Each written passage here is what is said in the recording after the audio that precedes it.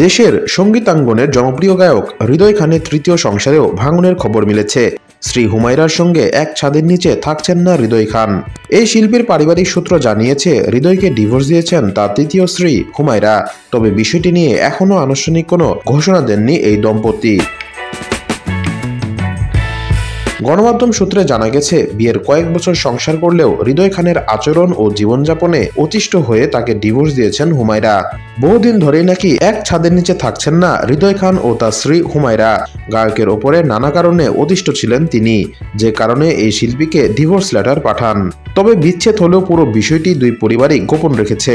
এমনকি বিচ্ছেদ নিয়ে হৃদয় খানও কোনো মন্তব্য করতে রাজি হননি। প্রসঙ্গত, নিজের চেয়ে বয়সে বড় দেশের জনপ্রিয় মডেল অভিনেত্রী সুজানা জাফরকে বিয়ে করে চারদিকে হইচই ফেলে দিয়েছিলেন হৃদয় খান। 2015 সালের 1 আগস্ট সুজানাকে বিয়ে করেন এই সঙ্গীত শিল্পী। এরপর 2016 সালের 6 এপ্রিল তাদের ডিভোর্স হয়ে যায়।